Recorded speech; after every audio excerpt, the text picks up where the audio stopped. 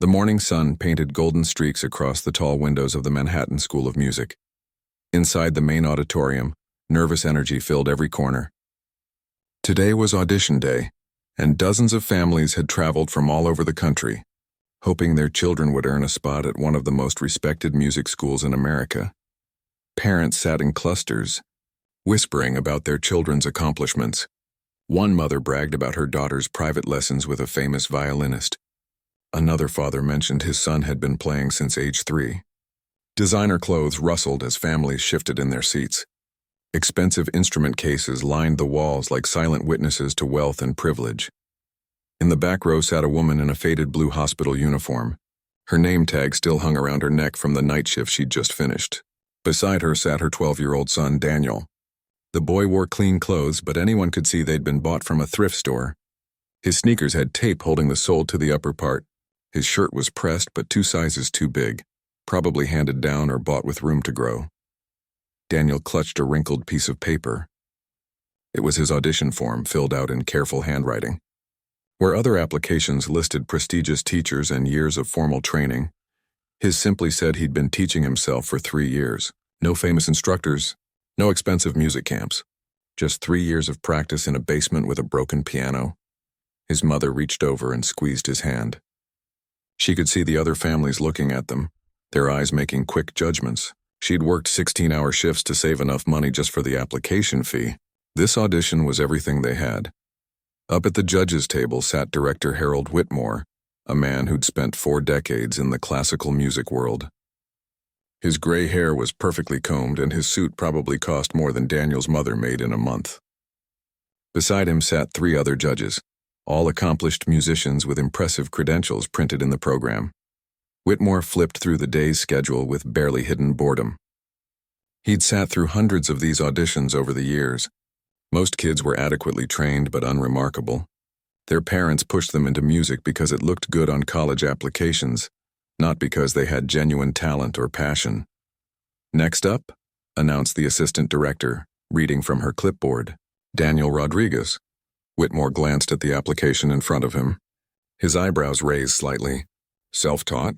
3 years? No formal training at all? He'd seen this before. Well-meaning parents who couldn't afford proper lessons, thinking their child's casual interest in music was enough for a school like this. Daniel stood up, his legs feeling like they might give out. His mother gave him an encouraging nod. He walked down the aisle, his taped sneakers squeaking slightly on the polished wooden floor. Every eye in the auditorium followed him. He could feel their stares, hear their silent questions. As Daniel climbed the steps to the stage, the assistant director leaned close to Whitmore and whispered something. A smile spread across the director's face. Then he laughed, not bothering to keep his voice down. "If this kid can actually play the piano, and I mean really play, not just hunt and peck, I'll get down on my knees right here on this stage." His voice carried across the room. A few of the other judges chuckled nervously. Some parents in the audience exchanged knowing looks. Daniel heard it.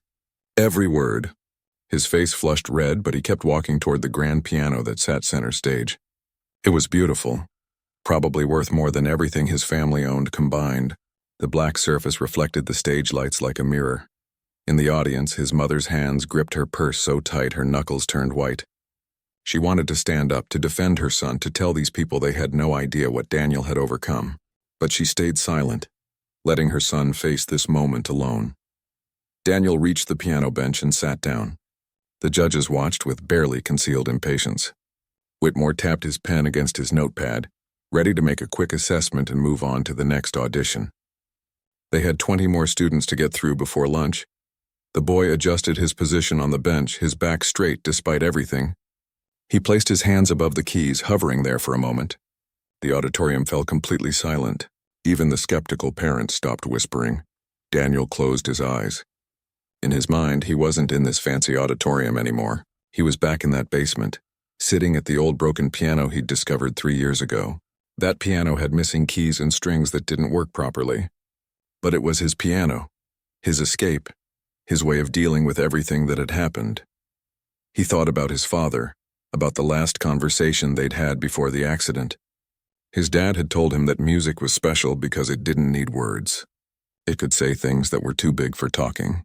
It could reach places inside people that nothing else could touch.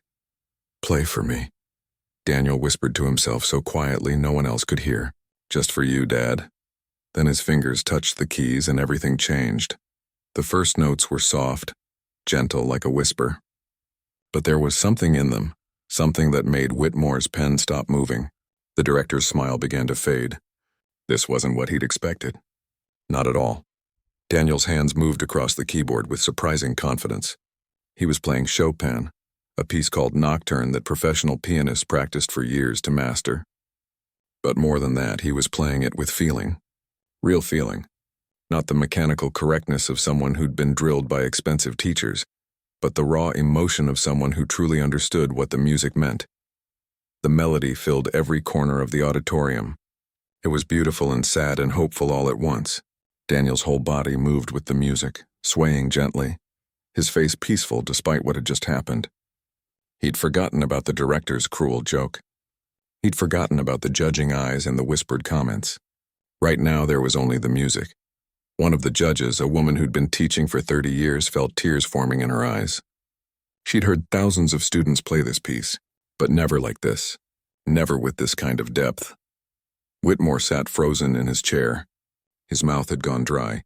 The sarcastic comment he'd made just minutes ago echoed in his head now, making him feel sick to his stomach. He looked down at the application again. Self-taught. 3 years. Impossible. This had to be impossible. But it wasn't. The proof was right in front of him, filling the room with the most heartbreaking, beautiful piano playing he'd heard in years, maybe ever. In the audience, Daniel's mother covered her mouth with both hands.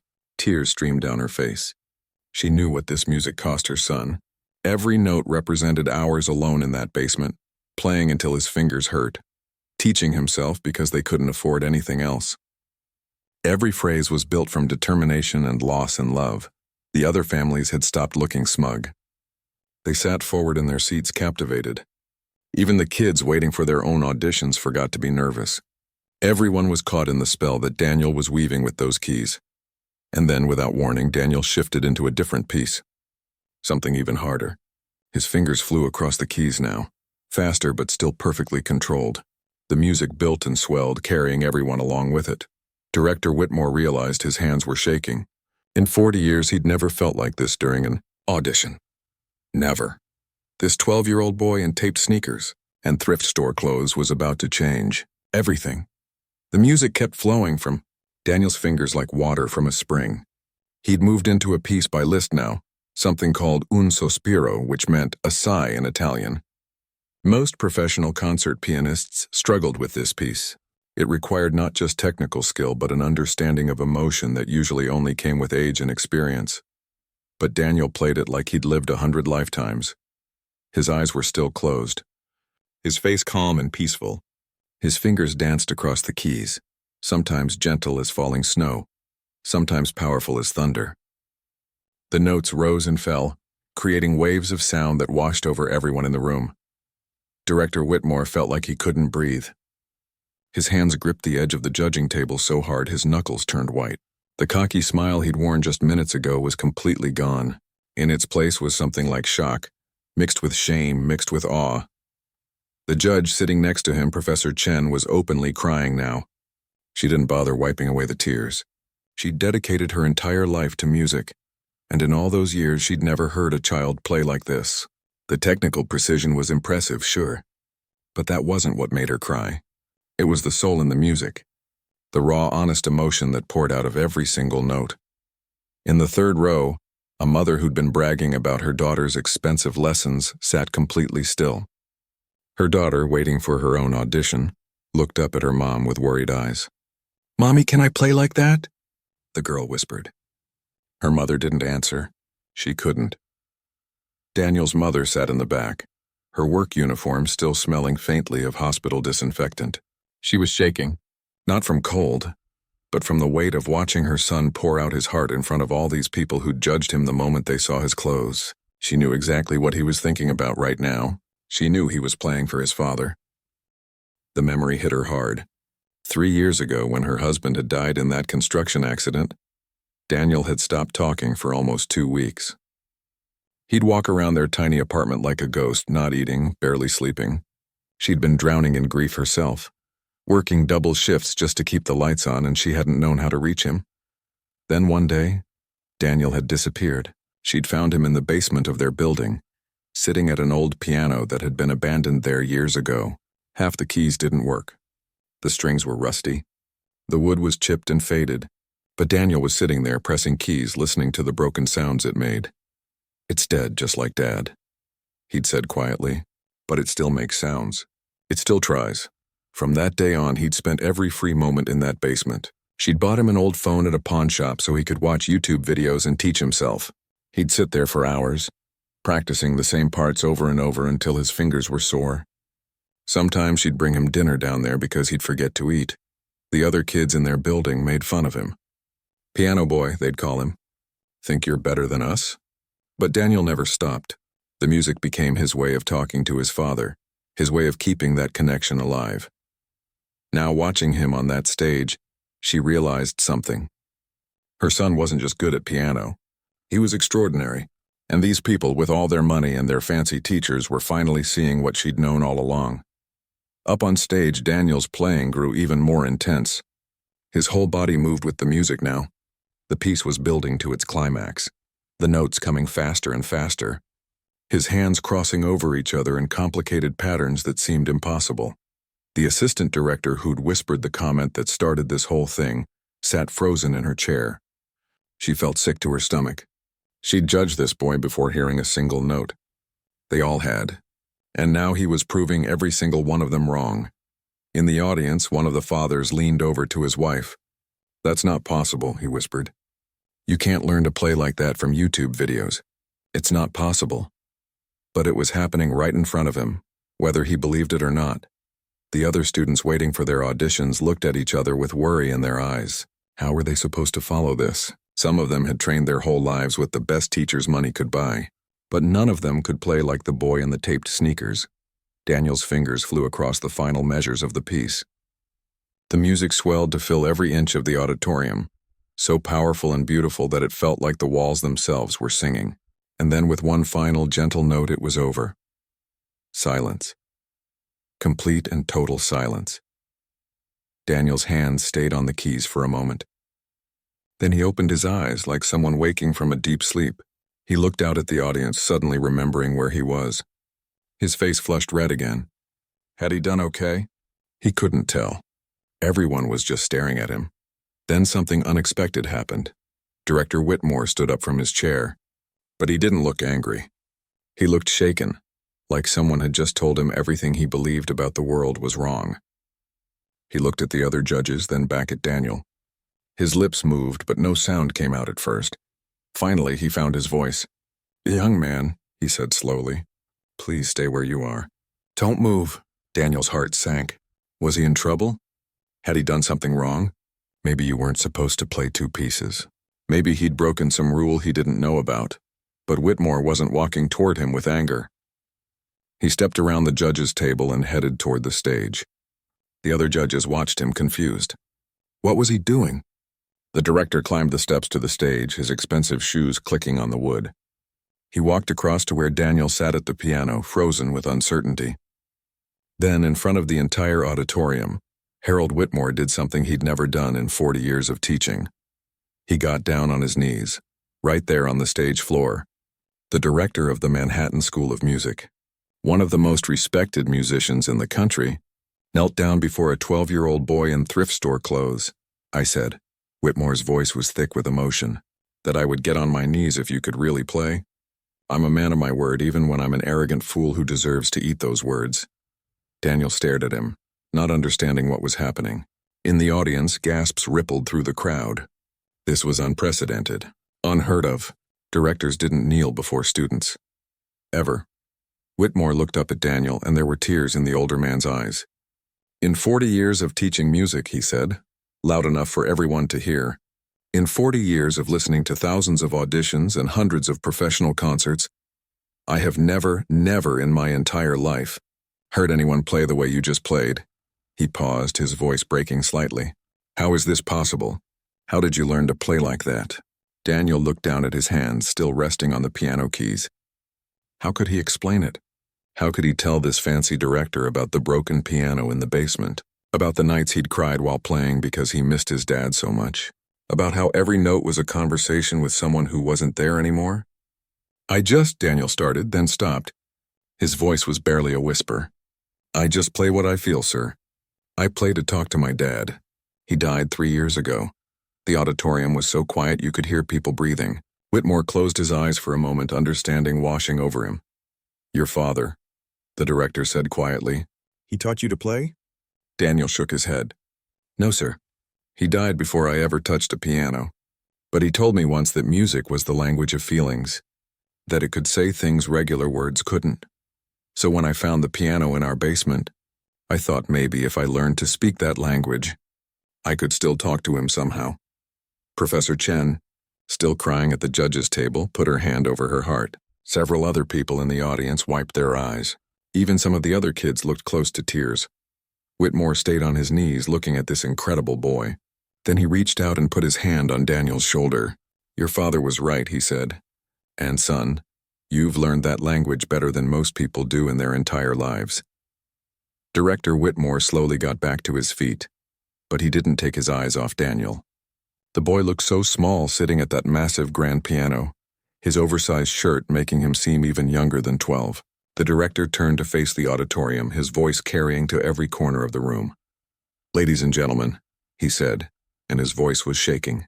I need to say something, and I need everyone here to listen carefully, especially the young musicians waiting for their turn. The room was so quiet you could have heard a pin drop. Every parent, every student, every judge leaned forward to hear what he would say next. 20 minutes ago, I made a joke at this young man's expense. I looked at his application, saw that he was self-taught, and I assumed he would waste our time. I laughed at him before he played a single note. Whitmore's face was red now, whether from shame or emotion, it was hard to tell. I judged him based on his clothes, his background, and my own arrogance. And I was wrong. Completely, utterly wrong. He gestured toward Daniel. This boy has just taught me the most important lesson I've learned in my entire career. Talent doesn't care about money.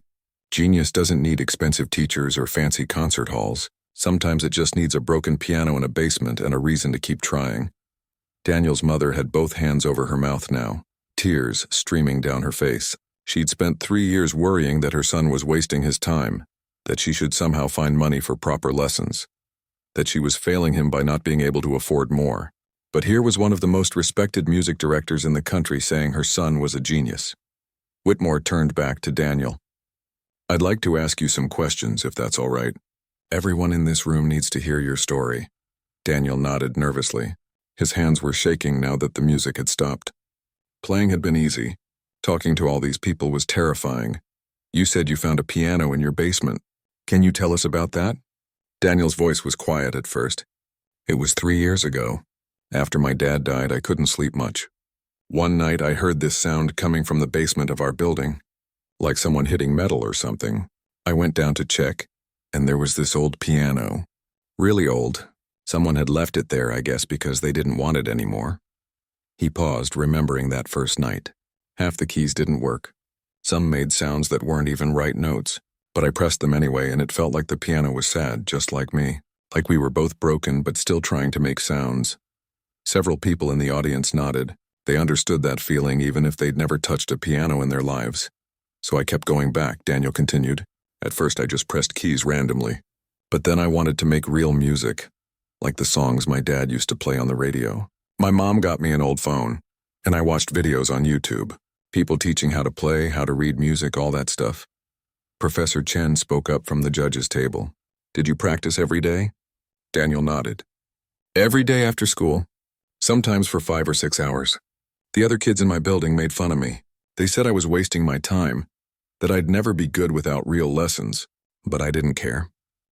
When I was playing, I could pretend my dad was listening. I could imagine him proud of me.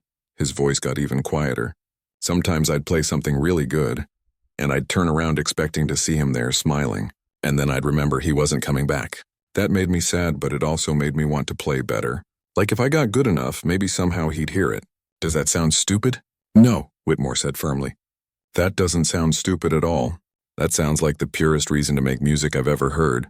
Another judge, an older man named Professor Williams, raised his hand.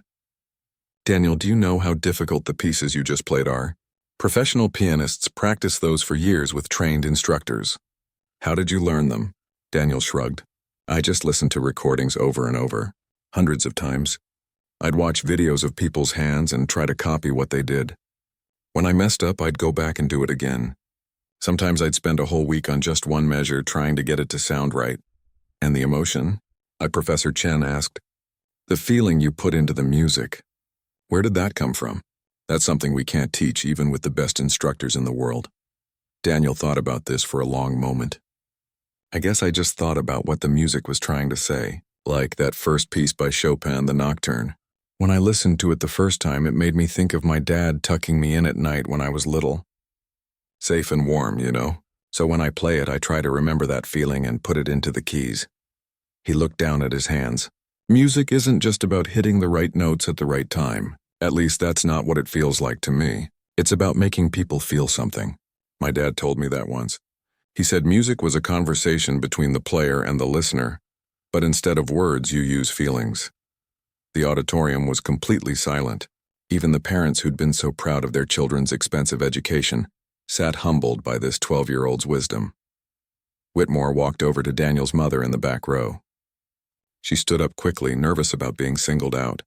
She was very aware of her hospital uniform, the circles under her eyes from too many night shifts, her worn-out shoes. Ma'am, Whitmore said gently, you should be incredibly proud of your son, but I need to know something. How have you supported his learning? Have you been able to afford any lessons at all? She shook her head, her voice barely working. No, sir. I work 2 jobs, night shift at the hospital and weekends at a grocery store. The money goes to rent and food. There's nothing left over. I felt terrible about it, like I was failing him. All I could do was buy him that cheap phone so he could watch the videos. You didn't fail him, Whitmore said firmly. You gave him something more valuable than any lesson could provide. You gave him space to find his own path, and you believed in him even when no one else did. That's worth more than all the money in the world. He turned to address the whole room again. This is why we do auditions, not to find students who've had every advantage, though we're happy to teach them too. We do auditions to find real talent, raw potential, students who have something to say through music. And this young man has more to say than anyone I've heard in decades. Professor Williams stood up from the judges' table. Harold, I think we need to talk. Privately. Right now. The other judges nodded in agreement. Whitmore looked at Daniel and his mother. Please, both of you, stay right here. Don't leave. We need just 5 minutes to discuss something. The 4 judges walked out through a side door into a private room. The moment the door closed behind them, all 4 started talking at once. We need to offer him a full scholarship, Professor Chen said immediately. No question about it. More than that, Professor Williams added. That boy needs a piano at home. A real one. And books. And proper shoes, for heaven's sake. I have a Yamaha upright in my garage, another judge said. It's just sitting there. His family can have it. Whitmore held up his hands. Everyone slow down. Yes, obviously we're offering him a place here.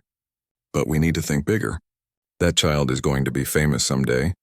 I'd stake my entire reputation on it. We need to set him up for success, not just admission. What are you thinking? Professor Chen asked. Full scholarship, obviously.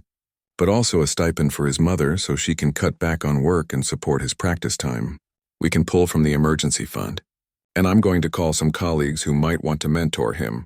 People who understand what it means to come from nothing and become something extraordinary. Professor Williams nodded. I'll call the local news. This story needs to be told, not for publicity, but because people need to know that talent like this exists in places they're not looking. Agreed, Whitmore said. But we do this carefully. The last thing that boy needs is pressure and attention that ruins his love for music. We protect him while we help him grow, they all nodded. For once, every judge in the room agreed completely. When they walked back into the auditorium 5 minutes later, Daniel and his mother were sitting together in the back row, holding hands. They both looked terrified, like they were expecting bad news. Director Whitmore walked back to the center of the auditorium with the other judges following close behind. Daniel squeezed his mother's hand tighter. He'd seen teachers have private meetings before, and it usually meant trouble. Maybe they were going to tell him he shouldn't have played 2 pieces. Maybe the scholarship was only for kids with real training. "Daniel, Mrs. Rodriguez," Whitmore called out. "Could you both please come down here?" They stood up slowly and made their way down the aisle. Daniel's mother kept smoothing down her hospital uniform, wishing she'd had time to change into something nicer. Everyone in the auditorium watched them walk, and she could feel their eyes judging everything about them. When they reached the front, Whitmore gestured for them to sit in the front row. He pulled up a chair and sat facing them at eye level instead of standing above them. The other judges gathered around. "Daniel," Whitmore began, and his voice was gentle now, nothing like the mocking tone from before. "I want to start by apologizing again. Not just for the joke I made, but for almost missing something incredible. If I'd had my way, we might have stopped your audition after 30 seconds. And that would have been one of the biggest mistakes of my career." Daniel nodded but didn't know what to say. His mother put her arm around his shoulders. "We've made a decision," Whitmore continued. "Actually, it was the easiest decision we've ever made as a panel. Daniel, we would like to offer you a full scholarship to the Manhattan School of Music." The words hung in the air for a moment. Daniel blinked, not sure he'd heard correctly. His mother gasped, her hand flying to her mouth. "A scholarship?" she whispered. "Full scholarship? But we didn't even think. We just came hoping for a chance." Professor Chen smiled warmly. "Mrs. Rodriguez, your son is not just good. He's exceptional. In all my years of teaching, I've never encountered a student with this level of natural talent and emotional depth. We'd be honored to have him here." But Whitmore held up his hand. "That's not all. A scholarship covers tuition and books, but we know that's not enough. We've discussed this and we want to do more." He pulled out a folder and opened it. "First, Professor Martinez here has a beautiful Yamaha upright piano that's been sitting in his garage. He'd like to donate it to your family so Daniel can practice at home on a real instrument." Professor Martinez nodded. "It's a good piano, barely used. My daughter moved away for college and doesn't need it anymore. It should go to someone who'll actually play it." Daniel's eyes went wide. A real piano? In their apartment? He'd dreamed about that, but never thought it could actually happen. "Second," Whitmore continued, "we've arranged for a small monthly stipend from our emergency scholarship fund. It's not a fortune, but it should help with transportation costs, music supplies, and perhaps allow Mrs. Rodriguez to reduce some of her work hours so she can support Daniel's studies." Daniel's mother started crying. Not quiet tears, but real sobs. She'd been working herself to exhaustion for 3 years, always worried it wasn't enough.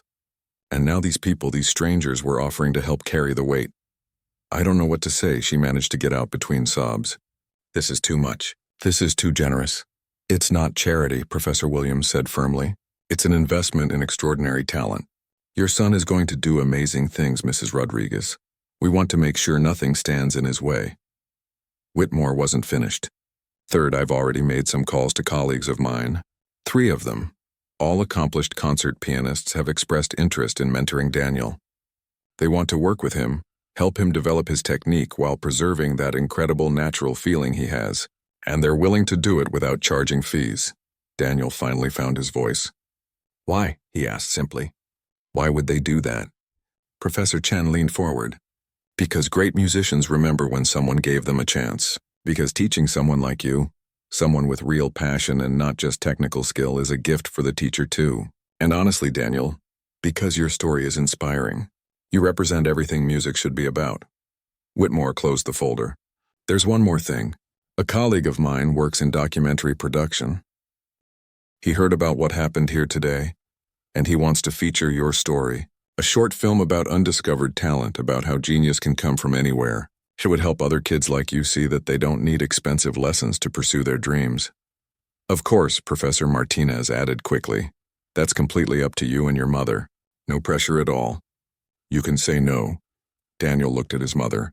She was still crying but smiling now too. "What do you think, mijo?" she asked softly. "It's your choice." Daniel thought about all the other kids in his building, the ones who'd made fun of him for playing that broken piano. He thought about other kids in other cities who might have talent but no money for lessons. If his story could help them believe in themselves, wasn't that worth it? "Okay," he said quietly. "I'll do it." The judges all smiled. But then Daniel spoke again, his voice a little stronger. "But can I ask for something?" "Of course," Whitmore said. "Anything. That old piano in my basement, the broken one. I know it's not worth anything and most of the keys don't work right. but it's special to me. It's where everything started. Could someone fix it? Make it work again? I'd like to keep playing it sometimes, even if I have a new piano at home." Professor Martinez's eyes got misty. "Daniel, I know a piano restoration expert who owes me a favor. I'll have him look at it personally. We'll make that old piano sing again, I promise." "Thank you," Daniel said. Then he added, "And sir, Director Whitmore, I forgive you for the joke. You didn't know." Nobody did. Whitmore's face crumpled a bit at that. This 12-year-old boy, who had every right to be angry, was showing more grace than most adults could manage. "Thank you, son. That means more than you know." The rest of that day was a blur. The local news arrived within an hour, their cameras and bright lights filling the auditorium. Other students still waiting for auditions didn't seem to mind. They wanted to watch history being made. A reporter interviewed Daniel and his mother, asking them to tell the whole story from the beginning. Daniel talked about his father, about the broken piano, about the lonely nights in the basement learning from YouTube videos. His mother talked about her fear that she wasn't giving him enough, about her pride in watching him never give up. They interviewed Director Whitmore too. He admitted on camera that he'd judged Daniel before hearing him play, that he'd almost missed discovering one of the most talented young musicians he'd ever encountered. "Let this be a lesson," he said directly to the camera. "Talent doesn't always come wrapped in expensive packages. Sometimes it comes in taped sneakers and thrift store clothes. And if we're not careful, if we judge too quickly, we might miss the genius standing right in front of us." The story ran on the evening news that night. By morning, it had been picked up by national outlets. The headline read, "Self-taught piano prodigy brings director to his knees." The video of Daniel playing, recorded by the school's cameras, started spreading online. Within 48 hours, the video had been viewed over 2 million times. Comments poured in from all over the world. Professional musicians praised his technique and feeling. Parents talked about showing the video to their own kids to prove that passion and dedication mattered more than expensive advantages. Teachers used it in their classrooms to talk about perseverance. But the most touching comments came from other kids in situations like Daniel's. Kids who couldn't afford lessons but loved music anyway. Kids who'd been told they were wasting their time. They wrote things like, "You gave me hope and I'm not giving up now, and thank you for showing us it's possible." Daniel read some of the comments with his mother on her old phone. She'd taken the day off work, something she almost never did, just to be with him and process everything that was happening. "It's crazy," Daniel said, scrolling through the messages. "I was just playing piano like I always do. I didn't think anyone would care." His mother hugged him tight. "You were being yourself, mijo. That's what people are responding to. You were honest and real. And that's rarer than you think." 3 days after the audition, a truck pulled up outside their apartment building. 4 men carefully maneuvered a beautiful Yamaha upright piano up the stairs and into their small living room. It barely fit and they had to move the couch, but nobody cared. When they left, Daniel just stood there staring at it, afraid to touch it. "Go ahead," his mother said. "It's yours now. Play something." Daniel sat down at the bench. The keys were perfect, perfectly weighted, perfectly in tune. No broken strings, no dead keys. He pressed down gently and the sound that came out was pure and clear and beautiful. He started playing the Chopin Nocturne again, the same piece from his audition. But this time the tears running down his face were happy ones. 2 years had passed since that spring morning when Daniel walked into the Manhattan School of Music audition. 2 years that changed everything, not just for him, but for hundreds of other kids who'd seen his story and found the courage to keep trying. Daniel was 14 now, taller but still thin, still wearing that same humble expression that never quite believed all the attention. He'd just finished performing at a small concert hall in downtown Manhattan, his first real public performance since the audition. The audience had given him a standing ovation that lasted almost 5 minutes. Backstage, his mother waited with a bottle of water and a huge smile. She was wearing a nice dress now, not a hospital uniform. She still worked at the hospital, but only 3 days a week instead of 7. The stipend from the school, combined with Daniel's growing reputation bringing in small performance fees, meant she could actually breathe for the first time in years. "You are amazing, mijo," she said, hugging him tight. "Your father would be so proud," Daniel smiled. He talked about his father more easily now. The pain was still there, but it didn't feel like it was crushing him anymore. The music had helped with that. Every time he played, he felt connected to his dad somehow, like they were having a conversation across whatever distance separated them. "Mrs. Rodriguez," a voice called from the hallway. It was Director Whitmore, looking older but happier than he had 2 years ago. "May I steal Daniel for a moment? There's someone I'd like him to meet." They followed him to a small room where a young girl sat nervously on a folding chair. She looked about 10 years old, with dark hair in 2 braids and clothes that had clearly been washed many times. Her shoes had holes in them. Next to her sat a woman who looked exhausted in the way Daniel's mother used to look. "Daniel," Whitmore said gently, "this is Sophia and her mother, Mrs. Chen. Sophia saw your video 2 years ago, and she's been teaching herself piano ever since. She just auditioned for us today." Daniel knelt down so he was at eye level with Sophia. "Hi," he said with a warm smile. "How'd it go?" Sophia's eyes were wide, like she couldn't believe she was talking to him. "I was so scared," she whispered. "But I kept thinking about you. About how you just played from your heart and didn't let being scared stop you." "Did you play from your heart?" Daniel asked. She nodded. "I played a song my grandmother used to hum. She died last year. I never knew the real name of the song, so I just played what I remembered and made up the rest." Daniel looked up at Whitmore. "How was she?" The director's eyes were twinkling. "She was extraordinary. Different from you, but just as special. She made half the judges cry, including me, again." Sophia's mother started crying, then big relieved tears. "Does that mean?" "Full scholarship," Whitmore confirmed. "And we have a piano to donate, and mentors ready to work with her. We learned from Daniel that talent needs support, not just recognition." Daniel high-fived Sophia. "That's amazing. You're going to love it here. The teachers are really nice, and they let you keep your own style. They don't try to make you play like everyone else." Over the next hour, Daniel talked with Sophia about practicing, about staying confident, about remembering why she loved music in the first place. He gave her his phone number and told her to call if she ever needed advice or just wanted to talk. Her mother thanked him over and over until he blushed. After they left, Whitmore put his hand on Daniel's shoulder. "You know what you just did? You became exactly what someone was for you. You gave her hope and made her feel less alone. That's just as important as the music you play." Daniel thought about that. There are probably lots of kids like me and Sophia out there, right? Kids who have talent but think they can't make it because they don't have money or the right background. "Probably thousands," Whitmore agreed. "What if we did something about that?" And that was how the idea started. Over the next few months, Daniel, his mother, Whitmore, and the other judges at the school developed a program. They called it Found Talent, and the concept was simple. They'd travel to community centers, libraries, and schools in low-income neighborhoods, offering free auditions and workshops. Any kid could show up and play, sing, or demonstrate whatever artistic talent they had. The best ones would get scholarships, mentoring, and support.